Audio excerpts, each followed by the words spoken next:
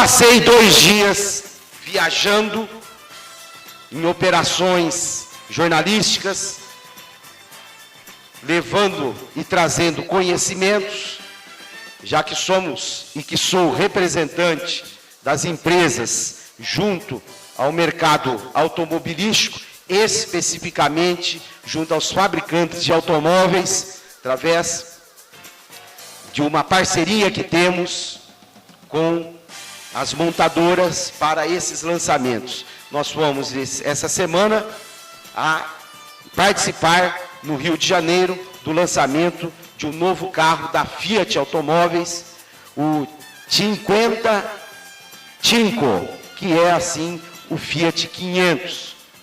Então eu gostaria em primeiro lugar de dizer sobre a economia brasileira na visão de empresários executivos de multinacionais.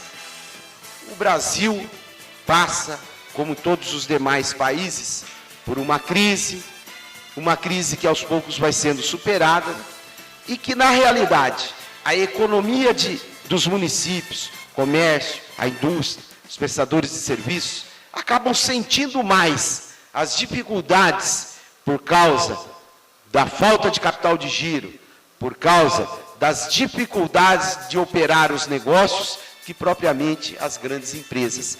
Porque as multinacionais e as grandes empresas têm projetos de longo prazo, têm projetos de investimentos de longo prazo e que eles são e que têm continuidade mesmo em período de crise.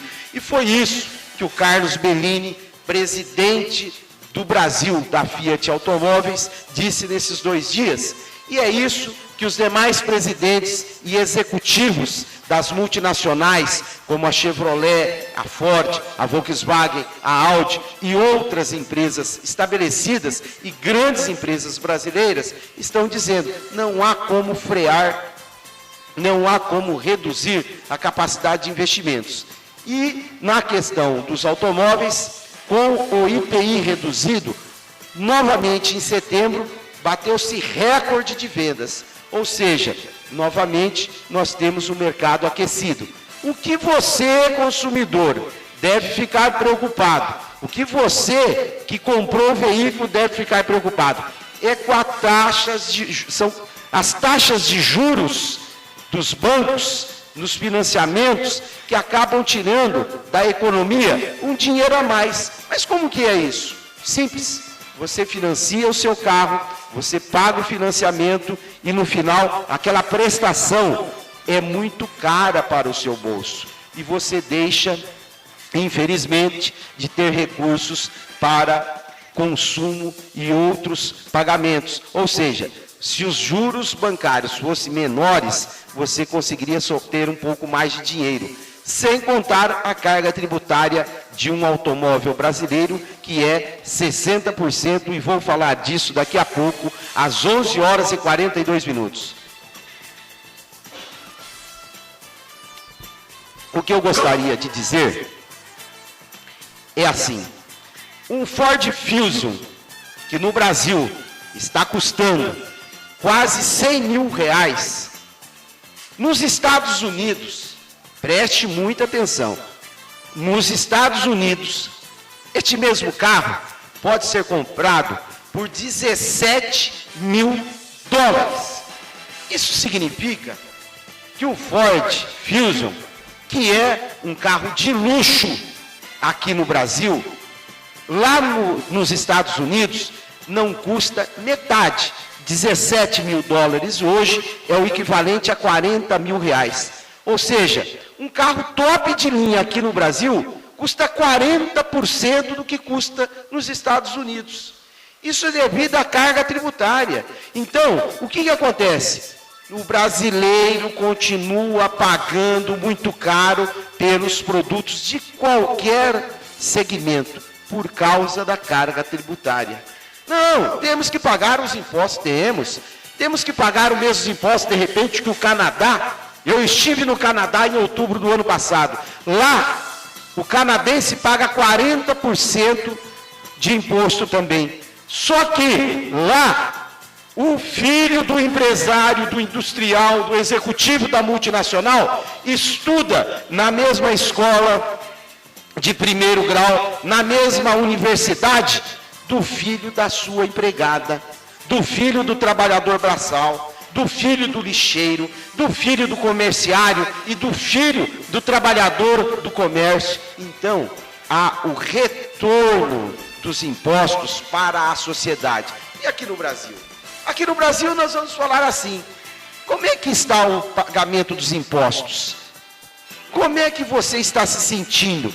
Agora, e como é que você se sente quando precisa da educação, da saúde, das ruas bem cuidadas, das praças, do meio ambiente, da cultura, enfim, quando você precisa de qualquer serviço público, seja ele municipal, estadual ou federal? É essa lástima que você muito bem conhece, muito bem sabe. Então, a verdade é a seguinte: as empresas estão com capacidade de investimento, os bancos estão faturando com seus juros, a população continua suando, trabalhando, entrando em financiamentos e pagando as suas dívidas, mas nós poderíamos estar num nível de vida socioeconômica muito melhor com o povo consumindo, com o povo sendo contemplado. Mas não, nós temos só uma camada da população consumindo, que é a classe média. O povão mesmo está lá, desanimado com os baixos salários e fazendo um esforço grande quando tem que financiar um carro popular, por exemplo. Então, está havendo um desequilíbrio, e não é de hoje, não é só dos quatro últimos anos, não, dos 8 anos passados. Isso é um histórico de economia que, lamentavelmente, apenas privilegia governo, banqueiro e os ricos. É preciso o Brasil ter uma distribuição de renda mais equilibrada. 11 horas e 45 minutos. Coragem, coragem, José Auxílio defende você.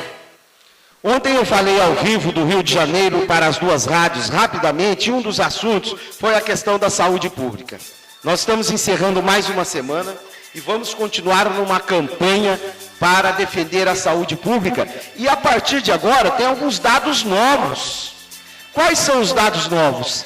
Há uma guerra entre a administração pública municipal, e não é uma guerra em relação aos trabalhadores único e exclusivamente da saúde, ou esse acerto que foi feito agora com os médicos, tendo uma projeção de aumento salarial até janeiro de 2010, todos os funcionários da saúde terão que ter uma recompensa. Mas não é essa a grande discussão. A grande discussão de Marília, do prefeito, do secretário da Saúde, da FAMEMA, da FAMAR, da Santa Casa, de todos os hospitais, da maternidade Gota de Leite, do Hospital Universitário da Unimar, a grande discussão de Marília tem que ser em relação ao que está sendo gasto per capitamente com cada cidadão de Marília na área da saúde. O que está sendo feito com os 75 milhões de reais da Prefeitura Municipal, o que está na área da saúde, o que está sendo feito com os recursos da FAMAR, da FAMEMA.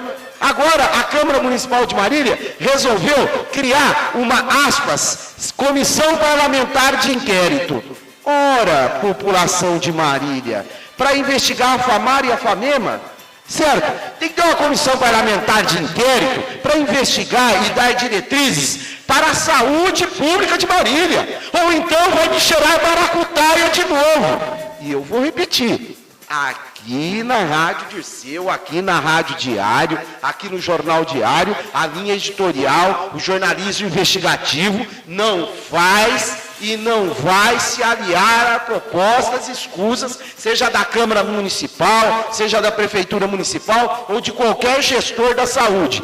Nós estamos querendo tapar o sol com a peneira de novo, querendo esconder as mazelas, a incompetência, a ingerência, o jogo sujo, fazendo uma CPI para investigar única e exclusivamente a FAMAR e a FAMEMA. E o que é pior, a reação da direção da FAMAR, a reação da direção da FAMEMA foi dizer assim: olha, nós vamos para a justiça, chamar a imprensa, vamos fazer isso, fazer aquilo. Ora, gente, acorda!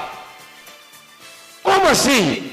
Nós temos é que verificar o que está acontecendo com o conjunto de recursos públicos. A FAMEMA não tem dono, a FAMAR não tem dono, a Prefeitura de Marília não tem dono, o dinheiro da Secretaria da Saúde não tem dono.